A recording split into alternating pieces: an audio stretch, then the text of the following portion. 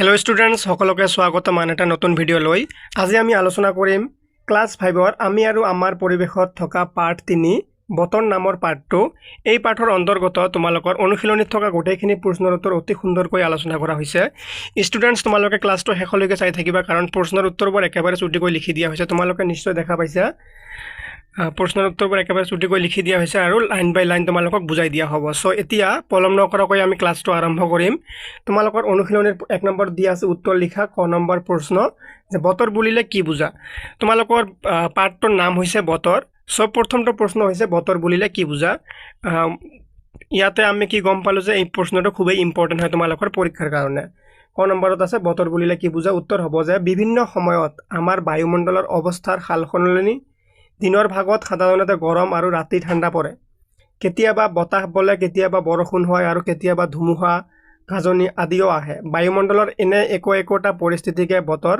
বলে তাৰ পিছত খ নম্বৰ প্ৰশ্ন দিয়া আছে যে ঋতু কেইটা আৰু কি কি উত্তৰ হ'ব ঋতু 6টা মোস্ট ইম্পৰ্টেন্ট প্ৰশ্ন হয় এটো তোমালোকে এতিয়া লিখি লোৱা আৰু এটো আজিয়ে মুখস্থ কৰিবা তোমালোকে এইটো তোমালোকে মুখস্থ কৰিবা যে ঋতু কেইটা আৰু কি কি ঋতু 6টা ভালকে মনত ৰাখিবা ঋতু কেইটা ঋতু 6টা আৰু কি কি এটা হল গ্ৰীষ্ম বৰ্ষা শৰৎ হেমন্ত শীত আৰু বসন্ত এই 6টা তোমালোকে মুখস্থ কৰিবা এই কেইটা পৰীক্ষাত 100% আহিব সো তোমালোকে এটো মুখস্থ কৰি লবা আজি এতিয়া গ নম্বৰ প্ৰশ্ন বতৰৰ আগজাননী মানে কি বতৰৰ আগজাননী মানে কি ইয়াৰ উত্তৰ হ'ব যে ৰেডিও দূৰদৰ্শন ইন্টাৰনেট আদিৰ জৰিয়তে বতৰৰ বিষয়ে আগতীয়াকৈ জানিব পাৰো এনে জাননীক বতৰৰ আগজাননী বা বতৰৰ আগলি বতৰা বোলা হয় মানে কি হ'ব আগতীয়াকৈ খবৰ পোৱাকে কি কয় বতৰৰ আগজাননী বুলি কোৱা হয় এতিয়া নেক্সট প্ৰশ্ন দিয়া আছে বতৰৰ তথ্যপাতি দিয়া তিনিবিধ সঁজুলিৰ নাম ইয়াৰ উত্তৰ হ'ব যে বতৰৰ তথ্যপাতি দিয়া তিনিবিধ সঁজুলিৰ নাম হ'ল থাৰ্মোমিটাৰ বেৰোমিটাৰ ৰেইন গজ মনত ৰাখিবা বতৰৰ তথ্যপাতি দিয়া তিনিবিধ সঁজুলিৰ নাম হ'ল এটা হ'ল থাৰ্মোমিটাৰ দ্বিতীয়টো হ'ল বেৰোমিটাৰ আৰু তৃতীয়টো হ'ল ৰেইন গজ ঠিক আছে এতিয়া নেক্সট প্ৰশ্ন দিয়া আছে কোনটো বিভাগে গোটেই দেশখনৰ বাবে বতৰৰ আগজাননী প্ৰস্তুত আৰু প্ৰচাৰ কৰে উত্তৰ হ'ব ভাৰত চৰকাৰৰ বতৰ বিজ্ঞান বিভাগে সমগ্ৰ দেশখনৰ বাবে বতৰৰ আগজাননী প্ৰস্তুত আৰু প্ৰচাৰ কৰে এতিয়া তাৰ পিছত দ্বিতীয় নম্বৰত দিয়া আছে ক অংশৰ লগত খ অংশ মিলোৱা ক অংশৰ লগত খ অংশ মিলাব লাগিব মই তোমালোকক ডাইৰেক্ট উত্তৰ কৰি দিছো ঠিক আছে এইটো হল উত্তৰ তোমালোকে নিজে কিতাপত আস্থানি লবা এইটো উত্তৰ হয় কিন্তু যে বায়ুৰ উষ্ণতাৰ লগত কি হ'ব থাৰ্মোমিটাৰ হ'ব বায়ুৰ উষ্ণতা আমি কিহেৰে মাপো থাৰ্মোমিটাৰেৰে মাপা হয় সো তোমালোকে যদি নিজৰ কিতাপত আস্থানি মিলোৱা এনেকৈ বেকা বেকি হ'ব মই ডাইৰেক্ট উত্তৰ কৰি দিছো কাৰণে সিধা সিধি আছে গোটেইখিনি বস্তু ঠিক আছে বায়ুত থকা জলীয় বাষ্পৰ পৰিমাণ এইটো হ'ব হাইগ্ৰমিটাৰ মনত ৰাখিবা এইটো কি হাইগ্ৰমিটাৰ তাৰ পিছত আছে কি বৰষুণৰ পৰিমাণ মাপা অস্ত্ৰক বা যন্ত্ৰক কি বুলি কোৱা হয় ৰেইন গজ বুলি কোৱা হয় সো ইয়াৰ লগত কোনটো হ'ব ইয়াৰ লগত হ'ব এইটো ৰেইন গজ তোমালোকে সুন্দৰকৈ মিলাই লবা তাৰ পিছত নেক্সট দিয়া আছে বায়ুৰ গতিবেগ এইটো এনিমোমিটাৰ বায়ুৰ গতিবেগ কি হ'ব এনিমোমিটাৰৰ লগত হ'ব এতিয়া 3 নম্বৰত দিয়া আছে খালি ঠাই পূৰ কৰা খালি ঠাইত তোমালোকে এতিয়াই বস্তুখিনি সুন্দৰকৈ লিখি লবা কাৰণ উত্তৰখিনি ৰেডি থাকিলে তোমালোকে পৰীক্ষাৰ আগত ৰিভিজন কৰাত সময় কম লাগিব আৰু সোনকালে ৰিভিজন কৰিব পাৰিবা সো তোমালোকে এতিয়াই কাট পেন্সিল বা কলমেৰে নিজৰ বহিত বা কিতাপত লিখি লবা এতিয়া ক নম্বৰত দিয়া আছে গৰম দিনত পাতল ড্ৰেছ কাপোৰ পিন্ধিবলৈ বৰ আৰামদায়ক সো এই খালি ঠাইত কি হ'ব এই খালি ঠাইত হ'ব যে পাতল কপাহীটো ইয়াত তোমালোকে লিখি দিয়া খালি ঠাইত কি হ'ব কপাহী সো ইয়াত লিখি দিয়া কপাহী বুলি এতিয়া খ নম্বৰ খালি ঠাইত দিয়া আছে যে বতাহৰ দিশ জুখিবলৈ দেশ নামৰ সঁজুলি ব্যৱহাৰ কৰা হয় বতাহৰ দিশ জুখিবলৈ কি কৰা হয় বায়ু দিশ দৰ্শী সূচক নামৰ সঁজুলি ব্যৱহাৰ কৰা হয় খালি ঠাইত এইখিনি লিখি লও ঠিক আছে নেক্সট দিয়া আছে বায়ু মোজা বতাহৰ ড্ৰেছ আৰু ড্ৰেছ নিৰ্ণয় কৰিবলৈ ব্যৱহাৰ কৰা হয় ইয়াৰ উত্তৰ হ'ব বায়ু মোজা বতাহৰ ইয়াৰ খালি ঠাইত হ'ব দিশ আৰু ইয়াৰ খালি ঠাইত হ'ব গতি নিৰ্ণয় কৰিবলৈ ব্যৱহাৰ কৰা হয় সো তোমালোকে ইয়াত দিশ লিখি লবা আৰু ইয়াত গতি লিখি লবা তাৰ পিছত নেক্সট দিয়া আছে ধুমুহা আহিলে আকাশত কি মাৰে বিজুলী মাৰে আৰু মেঘেও গাজে এতিয়া 4 নম্বৰ প্ৰশ্নত দিয়া আছে বতৰৰ আগজাননী কি কি মাধ্যমৰ জৰিয়তে দিয়া হয়। ইয়াৰ উত্তৰ হ'ব যে ভাৰত চৰকাৰৰ বতৰ বিজ্ঞান বিভাগে সমগ্ৰ দেশখনৰ বাবে বতৰৰ আগজাননী প্ৰস্তুত আৰু প্ৰচাৰ কৰে।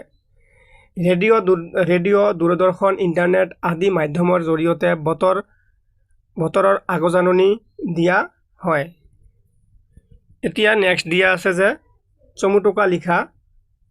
চমুটোকা লিখিব লাগে তোমালোকে কি বিষয়ৰ ওপৰত ৰেইন গজ, কৃত্ৰিম উপগ্ৰহ, বতৰ বিজ্ঞান কেন্দ্ৰ আৰু নেক্সট কি দিছে খৰাং বতৰ আৰু ফৰকাল। এতিয়া এইখিনিৰ বিষয়ে আমি কি লিখিব লাগে চমুটোকা লিখিব লাগে। আমি প্ৰথমতে কি লিখিম ক নম্বৰ ৰেইন গজৰ বিষয়ে আমি চমুকৈ লিখিলে কি লিখিম উত্তৰ হ'ব ৰেইন গজ বৰষুণৰ পৰিমাণ জোখা এবিধ সঁজুলি। ৰেইন গজেৰে কি কৰা হয় আমি বৰষুণ কিমান পৰিমাণে হৈছে এইটো জোখাৰ কাৰণে বা মাপাৰ কাৰণে আমি এই ৰেইন গজ নামৰ সঁজুলিবিধ ব্যৱহাৰ কৰোঁ। বতৰৰ বিজ্ঞানত এই যন্ত্ৰটো গছ-গছনিৰ পৰা কাষত নাৰাখি মুকলি ঠাইত ৰখা হয়। কি কৰা হয় এই যন্ত্ৰটো গছ-গছনিৰ পৰা কাষত নাৰাখি মুকলি ঠাইত ৰখা হয় যাতে বৰষুণ সঠিক পৰিমাণে জুখিব পাৰে। ঠিক আছে, কিয় মুকলি ঠাইত ৰখা হয় যাতে এইটো কি কৰিব পাৰে বৰষুণ সঠিক পৰিমাণে জুখিব পাৰে। তাৰপিছত এতিয়া খ নম্বৰত দিয়া আছে কৃত্ৰিম উপগ্ৰহ। উত্তৰ হ'ব পৃথিৱীৰ পৰা উৎক্ষেপণ কৰা জীৱৰ পদাৰ্থ গোটে কোনো ইন্ধন ব্যৱহাৰ নকৰাকৈ নিৰ্দিষ্ট কক্ষপথত পৃথিৱীক প্ৰদক্ষিণ কৰি আছে সেইবোৰকে কৃত্ৰিম উপগ্ৰহ বোলে।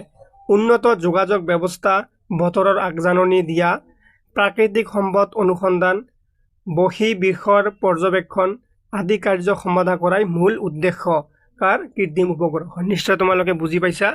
এতিয়া নেক্সট দিয়া আছে যে বতৰ বিজ্ঞান কেন্দ্ৰ। ইয়াৰ উত্তৰ হ'ব বতৰৰ বিজ্ঞান তথ্যপাতি সম্বন্ধে আমাক বতৰ বিজ্ঞান কেন্দ্ৰই জানিবলৈ দিয়ে।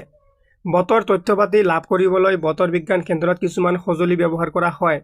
এনে কেইটামান সঁজুলিৰ নাম হ'ল থাৰ্মোমিটাৰ, বেৰমিটাৰ, ৰেইন গজ, দিগদৰ্শী সূচক, বায়ু মোজা, এনিমোমিটাৰ, হাইগ্ৰমিটাৰ।